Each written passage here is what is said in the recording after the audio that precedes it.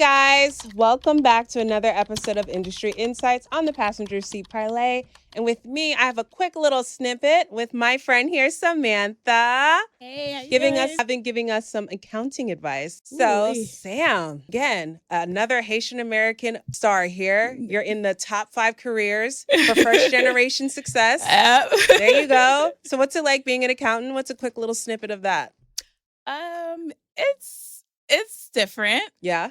I think depending on which segment you go into. I've done public accounting and I've done private. Okay. Currently, I work for a private company. Okay. That's a lot different than when I worked for a public company. Mm-hmm. I did a tech company that was very stereotypical tech. You know, everybody's coming in real casual. Yeah. And now I work for like a family-owned company, and it's very different. We're in the business very casual. Ones and zeros. Yeah. Yeah. Is it boring? Depends what you consider boring. Okay. You do the same thing monthly. Oh, my ADHD. Right. So I know exactly on the first of the month, I know what I'm doing. I know what I'm doing pretty much every day of the month. Okay. Well, I like that consistency. So because I can plan my life kind of around it. I can plan vacations around it. Because I know I'm going to be busy this week. I can, go on vacation that week, or I'm going to be busy. So I'm going to ask you some quick pit stop questions that we like to do on the parlay. These are quick accounting questions that, I feel like everyone likes to ask their friends for advice about certain things. But I'm like, I'm not going to ask my friend who's really bad at saving money too, who's always asking me to borrow money, financial advice. So you're like the perfect person I can ask. So obviously we're living in a recession. Most people live check to check. How would you suggest that people stop living check to check? Like, how do they start their savings? I would say that the easiest way to start is by saving something. Got it. You might not be able to save hundreds every check, but even putting away $20 every check or putting away $10 every check, that adds up. Right. And before you know it, you'll have you might not have like the thousands of dollars saved up, but you'll have something in case an emergency does arrive. So I would say always try to start with something, even if it's small or you think it's small. Gotcha. So the envelope trick, that was popular on TikTok. Oh, yeah. Yeah. Do you suggest that? It helps. Okay. If cash does help.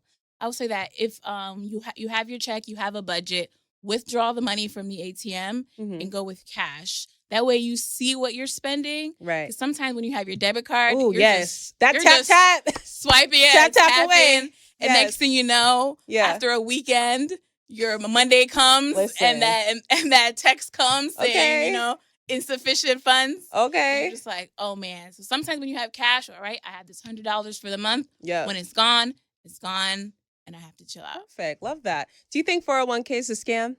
No, I don't think it's a scam, but I don't think it should be your only retirement source. I don't think it should. I think you should have other investments as well. There's 401ks are good, especially if you have your employer matches.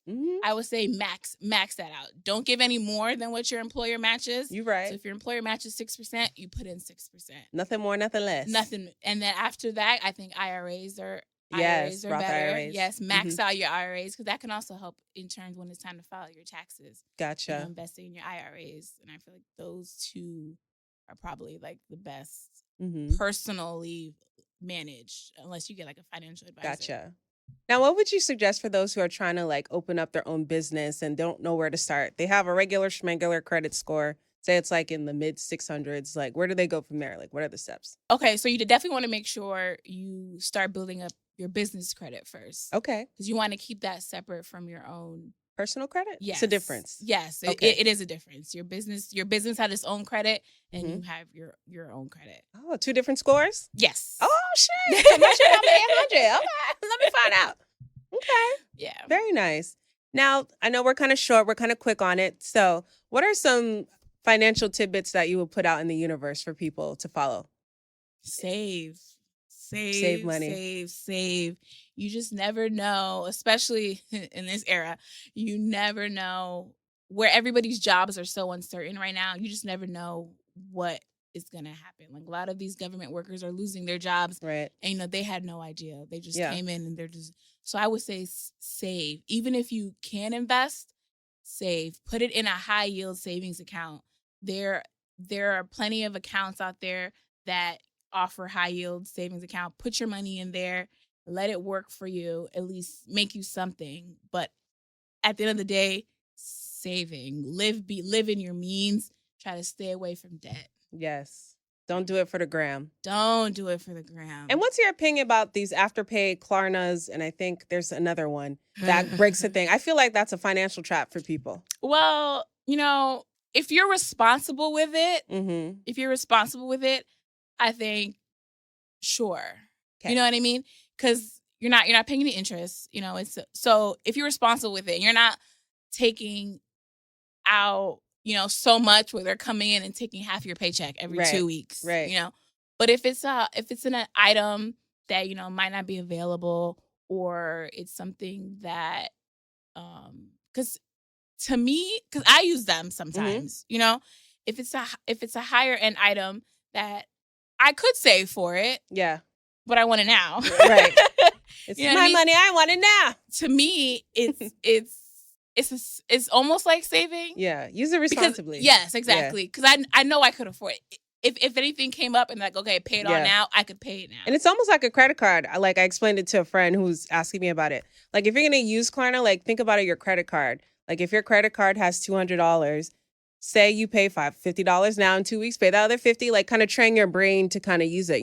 Yeah. Just so, and that credit actually helps you. Yeah. Just be responsible for it, because I've heard some people have crazy payments. $600 coming out of their checks. Yikes. For stuff that capitalism. Yes. Running wild. You shouldn't be using it to live outside of your means. Yes. You shouldn't. There's a lot of that, living outside of our means. Yes. So offer social media. You okay. Gotta act like you I blame Payless for leaving. Yeah. There's nothing wrong with them bobos. Everybody trying to be in Gucci and Fendi. Go down to Canal Street and get you some fake ones. Yep. But thank you so much for stopping by a little bit to give me some financial advice. You're welcome. I hope to have you back on a longer segment. Sure. I was stealing her today, y'all. I was a buy one, get one free. But yeah, thank you guys for watching the parlay, and we'll see you again. Bye. Bye.